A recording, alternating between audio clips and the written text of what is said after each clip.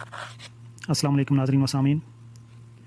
खुर्शीद नदीम 27 जून 2020 को बहुत प्यारे अनवान के साथ एक कॉलम लिख रहे हैं। अनवान है इमरान खान के बाद, जो अक्सर आजकल अवाम के जहनों में आता है, जिन्होंने बड़ी उम्मीद से इमरान खान को वोट दिए थे और हालात की तब्दीली की उम्मीद रखी थी कि चलें अब मुल्क के और हमारी तकदीर के कुछ हालात बदल जाएंगे, मगर अब वो मायूसी की तरफ जा रहे हैं और सोच रहे हैं अगर ये भी नहीं कुछ कर सका है तो इसके बाद क्या, आखिर इमरान खान के बाद अब क्या होगा। वो लिखते हैं, मैं जब भी इस सवाल पर गौर करता हूँ मुल्क को एक बंद गली में पाता हूँ। अब ये सवाल ऐसा नहीं रहा कि इससे फ़रार मुमकिन हो। उस सवाल से फ़रार मुमकिन कैसे हो सकता है जब इसकी सदाई बाज़गश्त से खुद इक़्तिदार के ईवान गूंज उठे, जब इक़्तिदार की गुलाम गर्दिशों में सिपाही खौफ से दौड़ते फिरते हों। सच यह है कि अवाम की अक्सरियत तक ये आवाज़ उसी वक्त पहुँची जब हुकूमती किले के फसीलों ने इसे रोकने से इनकार कर दिया। वज़ीर आज़म के मनसब पर जलवा फरोश शख्स भी 6 माह बाद अपना मुस्तकबिल तरीक देख रहा है। वो ईवान व इंसार को मुतंबा कर रहा है कि उनकी मोहलत अमल ख़त्म होने वाली है। वो मोहलत जो 2023 को ख़त्म होना थी 2020 में तमाम हो रही है। खान साहब को आखिर किससे ख़तरा है? वैसे मैं इस पॉइंट से मेरा ज़हन इत्तेफ़ाक़ नहीं करता कि उन्होंने हुकूमत ख़त्म होने वाली सेंस में 6 माह की मोहलत की थी। उन्होंने परफॉर्मेंस के हिसाब से उन्होंने कही होगी कि 6 माह में परफॉर्म कर लो, अदरवाइज़ वज़ारतें ख़तरे में पड़ सकती हैं, अदरवाइज़ अवाम में हमारा इमेज जो है वो पूरी तरह ख़त्म हो जाएगा और हमें हुकूमत चलाना मुश्किल हो जाएगी। मगर कोई प्रॉपर डायरेक्ट हुकूमत को ख़तरा हो, ऐसा आई डोंट थिंक सो। होएवर उनके ख्यालात हैं और मैं आपको पेश कर रहा हूँ। खान साहब को आखिर किससे ख़तरा है? अपोजिशन से? नहीं, इससे बड़ा कोई लतीफ़ा नहीं हो सकता। इतनी कमज़ोर और बेहिम्मत अपोजिशन ये तो किसी खुशनसीब हुकूमत को ही मिल सकती है। ऐसी हिस्ब इख्तिलाफ पर तो अरबाब इक़्तिदार शुक्राने के नवाफिल पड़े। तारीख़ में पहली बार हुआ कि अपोजिशन तावन का कशकोल उठाए दर इक़्तिदार पर खड़ी रही और कोई भीख देने को तैयार ना हुआ। इसलिए कोई साहब अकल तो ये मान नहीं सकता कि खान साहब को इस अपोजिशन से कोई ख़तरा है। तो क्या फिर अवाम से ख़तरा है? गम या रोज़गार में घुलते हुए अवाम से किसी को क्या ख़तरा हो सकता है, जिसकी अक्सरियत इस अंदेशे से आज़ाद नहीं हो सकती कि कल का खाना मुयस्सर होगा या नहीं। इस पर रोज़गार के दरवाजे बंद हो रहे हैं। जहाँ तरक्की की शरह मनफी हो वहाँ कौन सा कारोबार और कैसा कारोबार। वो नस्ल अब रुमान से निकल कर अमली दुनिया में कदम रख रही है, जिसके जवान जज्बों को बेच कर इक़्तिदार ख़रीदा गया। इसे अब मालूम होना है कि ज़िंदगी कैसे गुजारी जाती है। इसे रोज़गार चाहिए, इसे ख्वाब की तबीर चाहिए।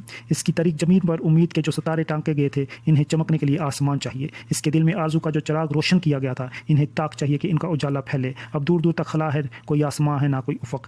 अब तो पाँव तले से ज़मीन भी सरक रही है। जब किसी मुल्क की शरह नमू मनफी हो जाए तो फिर ज़मीन इसी तरह सहरा बन जाती है। ऐसे बेदस्तपा अवाम से हुकूमत को क्या ख़तरा हो सकता है? ना अवाम ना अपोजिशन, तो फिर ख़तरा कहाँ से है?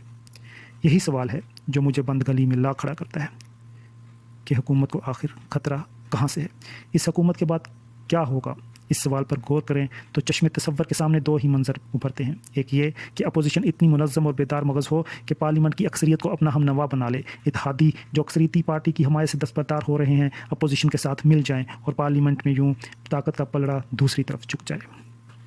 दूसरी सूरत यह हो सकती है कि अवाम का इस्तराब इन्हें सड़कों पर ला खड़ा करे। घर की ज़िंदगी जेल से बदतर हो और लोग जिंदा की सऊबतों को आज़ाद ज़िंदगी के दुखों से कम तकलीफ दे समझें। यही नहीं, इनका कोई लीडर भी हो जो इन्हें मुतबादल क़यादत फराहम करे। अवाम की बेचैनी इस सतह तक पहुँच जाए कि ईवान इक़्तिदार के मकीनों की रुखसती के बगैर ज़िंदगी मामूल की तरफ लौटने से इनकार कर दे। मगर ये दोनों इम्कानात इस वक्त मौजूद नहीं हैं। हुकूमत के इत्तेहादी छट रहे हैं, लेकिन मुल्क में कोई अपोजिशन ही नहीं जो उन्हें अपने साथ मिला सके। जो माजी में इत्तेहाद उम्मत की यह खिदमत सर अंजाम देते थे, सर दस्त मुतहरक दिखाई नहीं दे रहे। इसी तरह अवाम मुस्तरब ज़रूर हैं, बेचैन ज़रूर हैं, लेकिन इनके सामने कोई मुतबादल नहीं है। जो मुतबादल हो सकते थे वो या खामोश हैं या करंतना में हैं। इसलिए ये सवाल हल तलब है कि हुकूमत को ख़तरा किससे है? आखिर ख़तरा ये किससे है हुकूमत को? मैं जब इस सवाल पर मुल्क की तारीख की रोशनी में गौर करता हूँ तो परेशान हो जाता हूँ। माजी में जब कभी हमें ऐसी सूरत हाल का सामना हुआ तो हम बंद गली में जा खड़े हुए। इस बंद गली से कभी ज़ियाउल हक पर आमद हुए और कभी परवेज़ मुशर्रफ।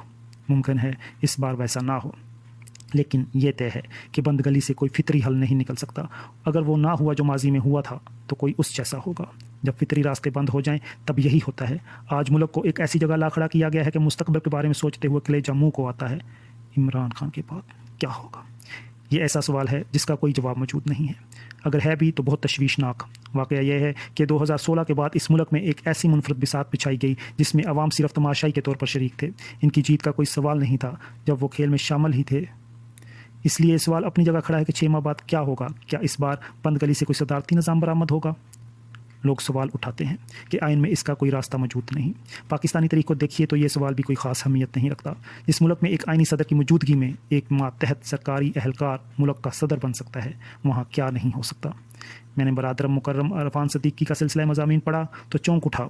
کبھی دھیان اس طرف نہیں گیا تھا کہ اس ملک میں یہ بھی ہو چکا۔ اس کے بعد صدارتی نظام، کسی بات پر بھی حیرت نہیں ہونی چاہیے۔ تیار رہنا چاہیے کہ بند گلی سے کچھ بھی برآمد ہو سکتا ہے۔ صدارتی نظام سے آگے کی کوئی چیز بھی جو چاہے آپ کا حسن کرشمہ احساس کرے۔ میں سیاست میں پیش گوئی کا اب قائل نہیں رہا۔ پیش گوئی وہاں ہوتی ہے جہاں واقعات کا تسلسل غلط یا صحیح کسی نظم کا پابند ہو۔ جس ملک میں سیاست کی بساط صبح شام بدلتی ہو اور اقتدار کے کھلاڑی کسی قانون ضابطے کے پابند نہ ہوں، وہاں پیش گوئی کوئی نہیں کی جا سکتی۔ 6 ماہ کی بات کوئی پیش گوئی نہیں، عمران خان صاحب کی زبان سے نکلی اور کوٹھے چڑھی ہے۔ اس کو کوٹھے تک پہنچانے میں فواد چودھری صاحب کی طلاقت لسانی کا بھی کردار ہے۔ عمران خان صاحب کے بعد جو کچھ ہے اس سے زیادہ بھیانک ہے جو ہم 2016 کے بعد دیکھ چکے۔ ممکن ہے آپ کو حیرت ہو کہ اس سے زیادہ بھیانک کیا ہو سکتا ہے۔ زندگی کی باغ جب ہاتھ سے چھوٹ جائے اور کوئی بڑھ کر اسے سنبھالنے پر آمادہ نہ دکھائی دے تو پھر نہیں کہا جا سکتا کہ آنے والی کھائی زیادہ گہری ہے یا پچھلی۔ یہ ڈھلوان کا سفر ہے جو رکنے کو نہیں آ رہا۔ لکھتے لکھتے انگلیاں گھس گئیں کہ امور ریاست چلانے کے کچھ آداب ہیں۔ یہ آداب انسانوں نے صدیوں کے تجربات سے دریافت کیے۔ ان کی پشت پر الہام کی قوت بھی کھڑی ہے۔ حکومتیں عوام کے اعتماد سے قائم اور ختم ہونی چاہیے۔ اسی سے سیاسی استحکام آتا ہے۔ جب آئین نے حقوق و فرائض طے کر دیے تو ان کا لحاظ رکھا جائے۔ یہ عام معاملہ نہیں، اس کا تعلق خدا کے سامنے جواب دہی سے بھی ہے۔ ہر سرکاری اہلکار حلف اٹھاتا اور خدا کو حاضر و ناظر جان کر وعدہ کرتا ہے کہ وہ آئین کا پابند رہے گا۔ بند گلی سے نکلنے کا اس کے سوا کوئی راستہ نہیں کہ سیاست کو آئین کے حوالے کر دیا جائے اور ملک کے فیصلے عوام کے ہاتھ میں دے دیے جائیں۔ یہی اس کا فطری راستہ ہے۔ سیاست کا فطری بہاؤ روک دیا جائے تو یہ پانی کسی کنارے کا پابند نہیں رہتا۔ ناظرین، اس میں کالم نگار نے اپنے ڈاؤٹس کا اظہار کیا ہے کہ عمران خان کے جانے کے بعد ہم عوام کو کسی بھی سرپرائز کے لیے تیار رہنا چاہیے۔ مجھے اجازت دیجیے۔ اپنا اور اپنوں کا بہت خیال رکھیے گا۔ یہ پاکستان اور یہ دنیا بھی آپ کے اپنے ہیں۔ شکریہ۔ اللہ حافظ۔